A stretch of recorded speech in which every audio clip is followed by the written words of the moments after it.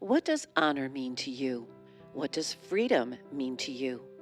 These questions will remain the same in each interview, but the power lies within these amazing answers.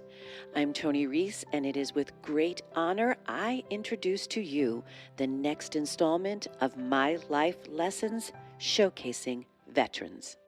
Welcome to My Life Lessons Showcasing Veterans.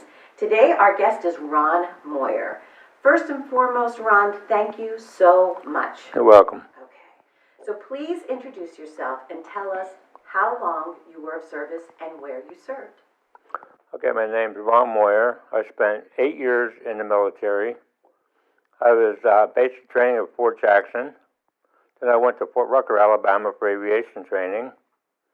Then I went over to Vietnam, which I was a crew chief, door gunner, for about a year. And then I came back to the States. I was down in Alabama again, for about 3 or 4 years. And I went back over to Vietnam in 1970. I was a crew chief and door gunner then. And then I worked my way up to be a tech inspector to inspect aircraft that the guys were working on. And then my last year I was in Fort Hood, Texas, still in aviation. And then I came home. That was it. 8 years. Thank you for that. During your time of service, those 8 years, who was your inspiration? Who inspired you during? You mean while I was in the military? Mm-hmm. Well, there was a lot of people I looked up to, but I can't say anyone in particular. Because like right now, I'm still in touch with my old company commander that I was over there in the second time. Okay. And did he inspire you while you were over there? Were you serving with him? The second time, when I was over in 1970, I was with this company commander, and he was my direct boss. See, I was a tech inspector, and I had no sergeants to go in between me and him, so I went direct. He was my direct boss, so. And you still keep in contact with him today? I'm still in contact with him. Mm-hmm. That was from 1970. Were there things that he did that you looked up to? He was just a good person. Good person. Yeah. Okay. As you were serving, can you think about your greatest life lesson that you learned during your time in the military? Greatest life lesson? That's hard to say, because I learned a lot while I was in the military, as far as discipline and stuff.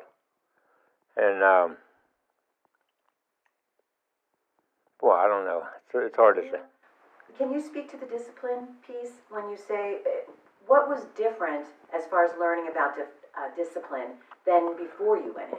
Well, see, when you went in, I was just a young kid, and you didn't care about, figures, like parents and stuff like that. And they got in there, and you find out you don't play with them guys.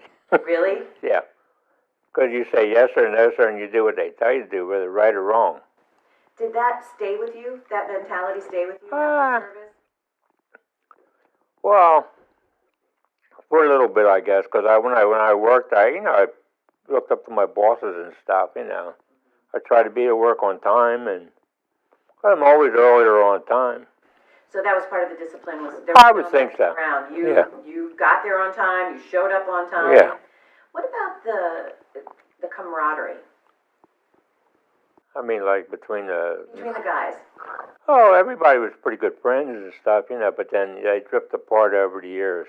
Because everybody just kind of drifts apart. Because I haven't seen guys that, I've been in touch with guys that live in New Jersey and stuff right now that I seen their names and they were in my unit, so I got in touch with them. I called them up. I found out their phone number and I called them, and they're down in Jersey and they're all over the place. What was the hardest part during your service that you really had to step up your game on? What was the hardest part? I really don't think I had anything really that hard. Only problem with basic training was about the roughest. But anybody will tell you basic training is where they really try to break you down. And that's where the discipline must start. I would think so, yeah. And then things just gradually works itself out. Yeah. How did being in service and all the experiences that you went through, how did it impact your life after service? Well, did it change anything?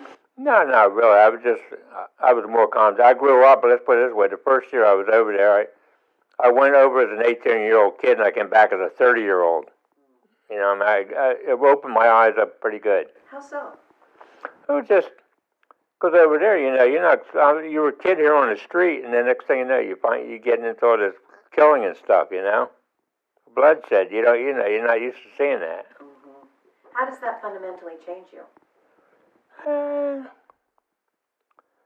just grew up a little bit faster, that's about it. Mm-hmm.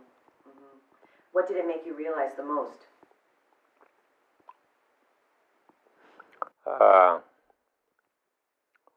In my situation, I was a door gunner on a helicopter. In my situation is keep your head down.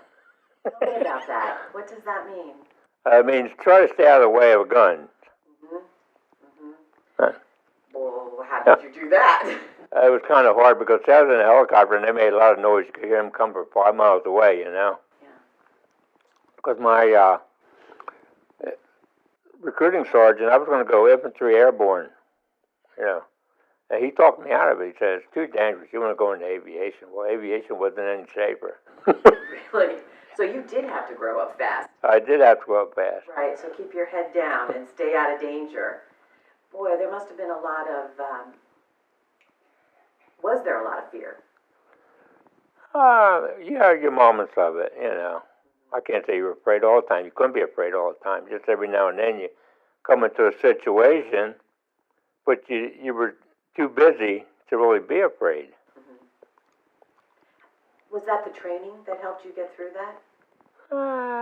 No, self-preservation. Self-preservation, absolutely. So has that been sharpened for you since service? That sense I would think so because it kept me out of trouble and stuff, you know, over the years, you know. Yeah, like it's not worth it. No, it's not worth it. Life's too short, you know. Yeah, fantastic. So, what does honor mean to you? How would you define that? Boy, that's hard to say. If you think about it, just the word honor. Well, you know, I was proud of what I did. I mean, I